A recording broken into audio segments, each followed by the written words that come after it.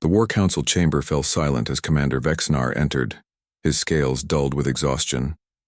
Behind him, supported by 2 medical officers, came the only survivor of the Earth invasion, Captain Zalthor of the Krovenian Imperial Fleet.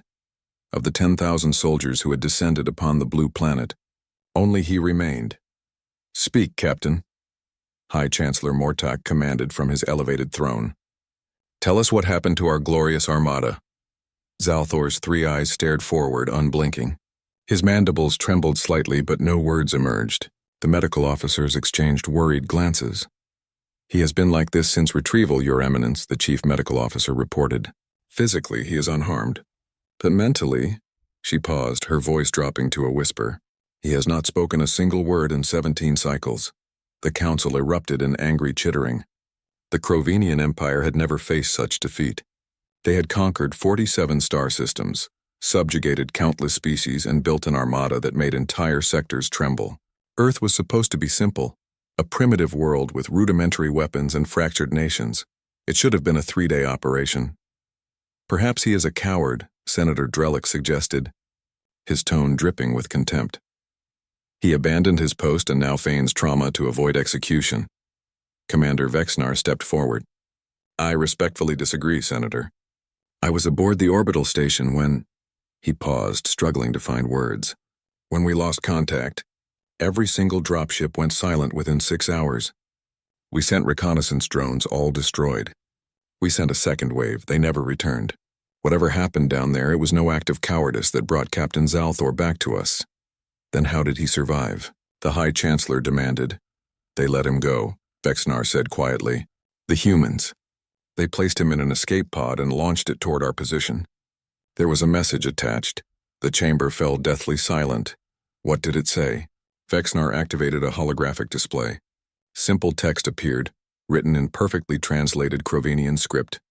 "We return one so he may tell you. Never come back." High Chancellor Mortak leaned forward. "Captain Zalthor, I command you as your sovereign to report. What are these humans? What weapons did they use?" For the first time, Zalthor's eyes focused. He looked directly at the High Chancellor, and something ancient and primal flickered across his features. His mandibles opened, closed, opened again. Then slowly he shook his head. "You refuse a direct order?" Mortak's voice rose in fury. Zalthor nodded once, then returned to his vacant stare. The council dissolved into chaos. Some called for his execution. Others demanded truth serums or neural extraction.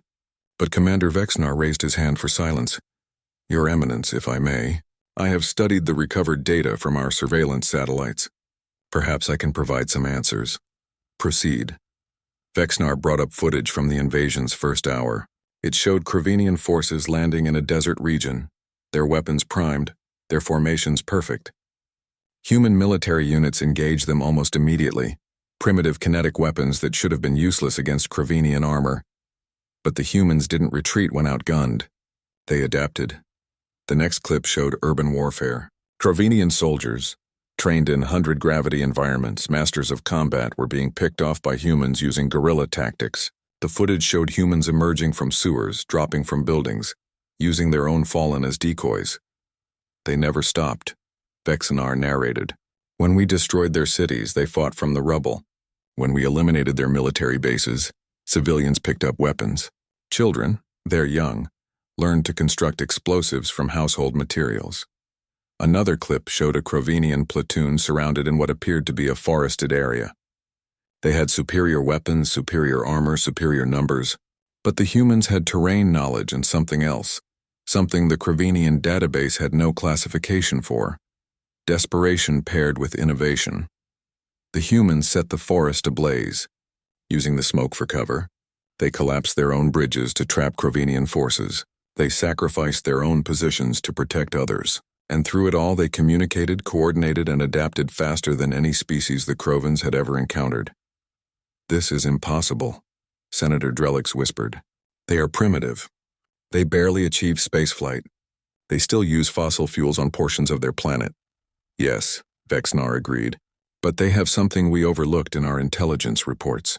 Something their own history should have warned us about." He brought up the final piece of footage, It showed Captain Zalthor surrounded by human soldiers. They could have killed him easily. Instead, their leader, a female with dark skin and graying hair, spoke to him in Kravenian, learned from captured soldiers. "You came to our home," she said simply. "You thought we would be easy prey because we fight amongst ourselves. But you misunderstood. We fight each other because we know how to fight. We have warred for thousands of years. We have survived ice ages, plagues, famines, and our own worst impulses. We have split the atom and touched the stars. And when you invaded, you gave us something we rarely have." She leaned closer to Zalthor's bound form. A common enemy. The footage showed her gesturing to the soldiers around her. Different skin colors, different uniforms, different flags on their shoulders, all standing united. "Go home," she told Zalthor. "Tell them Earth is not for conquering. Tell them we are not prey. Tell them that if they return, we will fight with everything we have, and we will never ever stop." The hologram faded. High Chancellor Mortak sat in stunned silence. Around him, the council members shifted uncomfortably. They had built their empire on the principle of overwhelming force against divided opponents. But Earth had shown them something terrifying, a species that grew stronger under pressure, that unified in the face of extinction, that would literally sacrifice everything rather than submit. The humans were predators pretending to be prey. "Captain Zalthor," the High Chancellor said softly, "I understand now why you will not speak. Some truths are too terrible for words."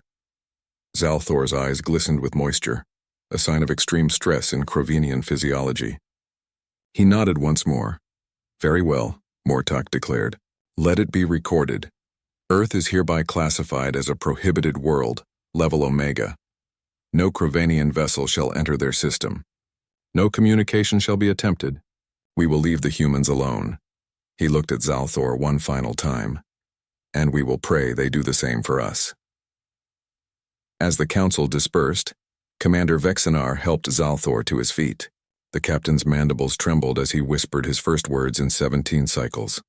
Too quiet for anyone else to hear, but Vexinar caught them. "They're coming," Zalthor breathed. "Once they perfect their ships, they're coming for all of us, and we taught them exactly where to find us." His eyes held not trauma, but a terrible certainty. The hunter had become the hunted, and Earth had only just realized its true potential.